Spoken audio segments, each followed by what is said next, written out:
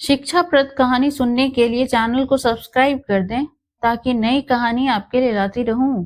हर वर्ष कार्तिक माह में शुक्ल पक्ष की एकादशी तिथि को देव उठनी एकादशी मनाई जाती है। इसे जेठान भी कहा जाता है। इस दिन जगत के पालनहार भगवान विष्णु की विधि विधान से पूजा अर्चना की जाती है। साथ ही उनके निमित्त व्रत रखा जाता है। सनातन शास्त्रों में निहित है कि देव उठनी एकादशी तिथि पर जगत के पालनहार भगवान विष्णु से नींद से जागृत होते हैं। इससे पूर्व देवशयनी एकादशी पर भगवान विष्णु क्षीर सागर में विश्राम करने जाते हैं। इस अवधि को चतुर्मास कहा जाता है। इस दौरान कोई भी शुभ काम नहीं किया जाता है।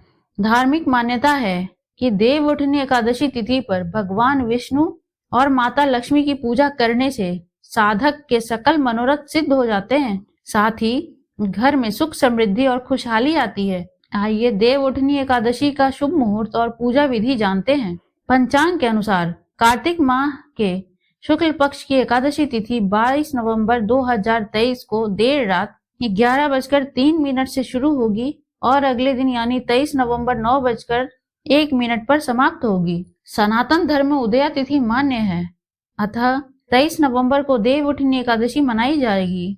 साधक 23 नवंबर को व्रत रख सकते हैं। देव उठनी एकादशी तिथि पर ब्रह्म बेला में उठे। इस समय जगत के पालनहार भगवान विष्णु और धन की देवी लक्ष्मी माँ को प्रणाम कर दिन की शुरुआत करें। दैनिक कार्यों से निवृत्त होने के पश्चात गंगा जल युक्त से स्नान करें। अब आचमन कर व्रत का संकल्प लें। इसके बाद सबसे पहले भगवान भास्कर को जल का अर्घ दें। पूजा के समय पीले वस्त्र धारण करें। सूर्य देव को जल का अर्घ देने पर पंचोपचार कर भगवान विष्णु और माँ लक्ष्मी की विधि विधान से पूजा करें। भगवान को पीले रंग का फल, बेसन के लड्डू, केसर, मिश्रित खीर, केले आदि चीजें भोग में अर्पित करें। इस समय विष्णु चालीसा का पाठ, श्रोत, स्तुति का पाठ और मंत्र जाप करें। पूजा के अंत में आरती कर सुख समृद्धि और धन वृद्धि की कामना करें। दिन भर उपवास रखें। संध्या काल में आरती कर फलाहार करें। अगले दिन पंचांग द्वारा निर्धारित समय पर व्रत खोलें। आइए सुनते हैं देव उठनी एकादशी व्रत कथा। एक राजा के राज्य में सभी लोग एकादशी का व्रत रखते थे। प्रजा और नौकर चाकरों से लेकर पशुओं तक को एकादशी के दिन अन्न नहीं दिया जाता था। एक दिन किसी दूसरे राज्य का एक व्यक्ति राजा के पास आकर बोला, महाराज कृपा करके मुझे नौकरी पर रख लें। तब राजा ने उसके सामने एक शर्त रखी कि ठीक है, रख लेते हैं, किंतु रोज तो तुम्हें खाने को सब कुछ मिलेगा, पर एकादशी को अन्न नहीं मिलेगा। उस व्यक्ति ने उस समय हाँ कर ली। पर एकादशी के दिन जब उसे फलाहार का सामान दिया गया तो वह राजा के सामने जाकर गिड़गिड़ाने लगा, महाराज इससे मेरा पेट नहीं भरेगा, मैं भूखा ही मर जाऊंगा, मुझे अन्न दे दो। राजा ने उसे शर्त की बात याद दिलाई, पर वह अन्न छोड़ने को राजी नहीं हुआ। तब राजा ने उसे आटा, दाल, चावल आदि दिए। वह नित्य की तरह नदी पर पहुंचा और स्नान कर भोजन पकाने लगा। तब भोजन बन गया तो वह भगवान को बुलाने लगा, आओ भगवान, भोजन तैयार है। उसके बुलाने पर पीताम्बर धारण किए भगवान चतुर्भुज रूप में आ पहुंचे तथा प्रेम से उसके साथ भोजन करने लगे। भोजन आदि करके भगवान अंतर ध्यान हो गए तथा वह अपने काम पर चला गया।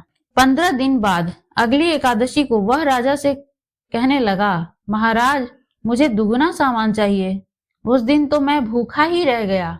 राजा ने कारण पूछा तो उसने बताया कि हमारे साथ भगवान भी खाते हैं, इसलिए हम दोनों के लिए ये सामान पूरा नहीं होता। यह सुनकर राजा को बड़ा आश्चर्य हुआ। वह बोला, मैं नहीं मान सकता कि भगवान तुम्हारे साथ खाते हैं। मैं तो इतना व्रत रखता हूँ, पूजा करता हूँ, पर भगवान ने मुझे कभी दर्शन नहीं दिए। राजा की बात सुनकर वह बोला, महाराज यदि विश्वास न हो तो साथ चलकर देख लें। राजा एक पेड़ के पीछे छिपकर बैठ गया। उस व्यक्ति ने भोजन बनाया तथा भगवान को शाम तक पुकारता रहा, परंतु भगवान न आए।